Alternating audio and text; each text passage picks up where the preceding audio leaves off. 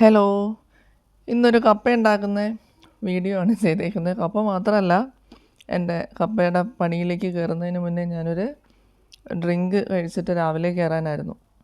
അപ്പോൾ അതിന് ഞാൻ നട്ട്സ് ഓൾറെഡി തലേന്ന് വെള്ളത്തിൽ കുതിർത്ത് വെച്ചിട്ടുണ്ട്. പാലും തിളപ്പിച്ച് ഫ്രിഡ്ജിൽ വെച്ചിട്ടുണ്ട്.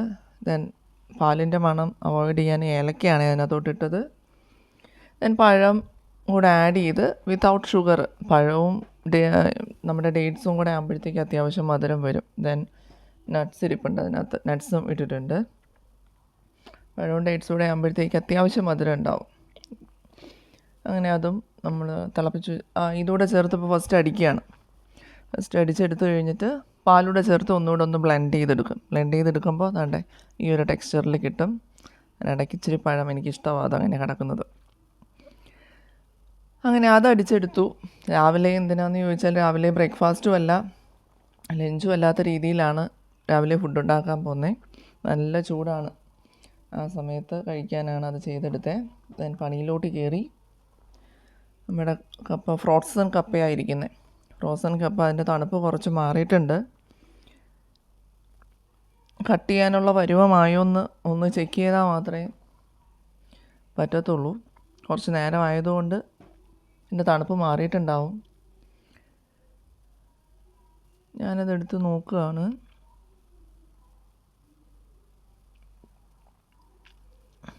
കട്ട് ചെയ്തപ്പോഴത്തേക്ക് കട്ട് ചെയ്യാൻ പറ്റുന്നുണ്ട്.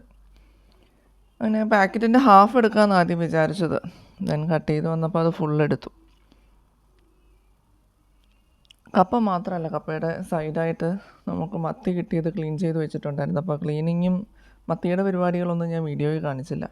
ക്യാമറയും ഫോണും മത്തിയും എല്ലാം കൂടെ കൈകാര്യം ചെയ്യാൻ ബുദ്ധിമുട്ടായതുകൊണ്ട് കപ്പ മാത്രമേ ഇതിൽ ചെയ്തിട്ടുള്ളൂ. എൻ്റെ കപ്പ വലിയ പീസിൻ്റെയൊക്കെ നടുക്കിച്ചിരി കട്ടിയായിട്ട് തന്നെ ഇപ്പോഴും ഇരിക്കുക. എന്നാലും കട്ട് ചെയ്യാൻ പറ്റും, വലിയ ബുദ്ധിമുട്ടില്ല. വെള്ളത്തിൽ കഴുകുമ്പോഴത്തേക്ക് ഒന്ന് റെഡിയാവും. കുറച്ച് ധൃതിയിലാണ് കാര്യങ്ങൾ. ഇത് കഴിഞ്ഞിട്ട് ഒരുപാട് ജോലികൾ സ്കൂളിലേക്ക് പെൻഡിങ് കിടപ്പുണ്ട് ചെയ്ത് തീർക്കാൻ.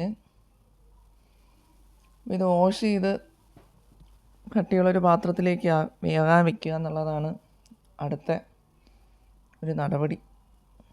അങ്ങനെ വേഗം കട്ട് ചെയ്തെടുക്കുകയാണ്. നമ്മുടെ മത്തി ഓൾറെഡി ചട്ടിയിലായിട്ടുണ്ട് കേട്ടോ, ഞാനത് മുന്നേ ചെയ്ത് വെച്ചിട്ടുണ്ടായിരുന്നു.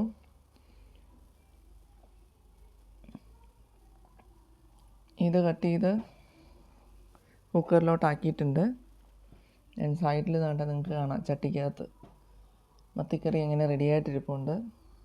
ഒന്നുകൂടെ ഒന്ന് പറ്റിക്കും, എന്നാലും പറ്റിക്കും മീൻസ് നമ്മൾ ഒന്നുകൂടെ ഒന്ന് വറ്റിച്ചെടുക്കും. ഇച്ചിരി ഗ്രേവി ആയിട്ടാണ് വെച്ചിരിക്കുന്നത്. കാര്യം ചീനി മാത്രമായിട്ടല്ലേ, ചീനി എന്ന് വെച്ചാൽ കപ്പ, ഞങ്ങളുടെ സ്ഥലത്തൊക്കെ ചീനി എന്നാണ് പറയുന്നത്. അപ്പോൾ നന്ദയ്ക്ക് വലിയ ഇഷ്ടമാണ്. അപ്പം ബ്രേക്ക്ഫാസ്റ്റും അല്ല ലഞ്ചും അല്ലാത്ത രീതിയിൽ ഏതാണ്ട് അരപ്പ്, കപ്പ വേവുന്ന സമയത്ത് ഞാൻ അരപ്പ് റെഡിയാക്കി വെച്ചു. അതിനകത്ത് തന്നെ കറിവേപ്പില ഇട്ട് അരച്ചില്ല, കറിവേപ്പില അങ്ങോട്ട് ചിലപ്പോൾ മറന്നു പോകും, അതുകൊണ്ട് കറിവേപ്പില ഇട്ട് മാറ്റി വെച്ചിരുന്നതാണ്. ഇതിപ്പോൾ ഇളക്കാനൊന്നും പറ്റുന്നില്ല കേട്ടോ, ക്യാമറയും കൂടെ പിടിച്ചിട്ട്. ഈ സാധനം നമ്മുടെ അത് കുത്തി ഉടയ്ക്കുന്നതിന് ഞാൻ വാങ്ങിച്ച മസാല ദോശയ്ക്കും കപ്പയ്ക്കും ഒക്കെ നല്ലതാണ്. അത് യൂസ് ചെയ്ത് ഉടച്ചെടുത്തതാണ്. അതിൻ്റെ ഇടയ്ക്ക് കറിയൊന്ന് പറ്റിച്ച് അത് മീനും വറുക്കാനായിട്ട് വെച്ചിട്ടുണ്ട്.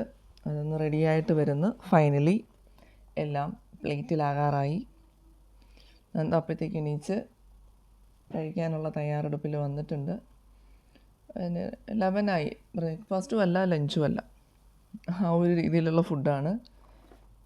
സോ സമയം കിട്ടിയപ്പോൾ ചെയ്തു. Thank you.